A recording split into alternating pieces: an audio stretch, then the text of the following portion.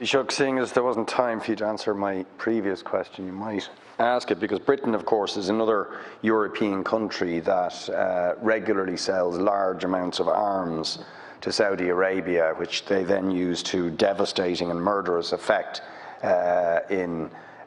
Yemen. And it seems to me we have a responsibility to say to all of our neighbours in Europe, whether inside the EU or not, that the continued turning a blind eye, or worse, actively militarily facilitating with arms and other things the brutal regime in Saudi that crushes internal dissent, movements for democracy, and then inflicts this humanitarian disaster on Yemen is absolutely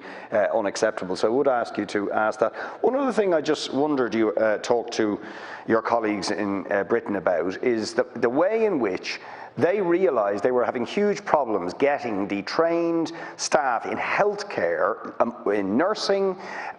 in other areas. I've mentioned repeatedly psychology, in PhDs, but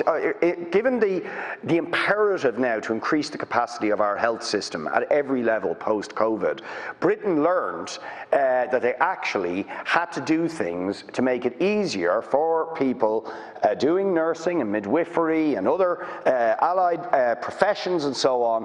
in healthcare, that they had to lift the financial burden off them in order to get the numbers back in training and therefore boost the capacity of the British healthcare system. Shouldn't you be learning some lessons at least from them, although there's many problems over there, in terms of doing the same over here?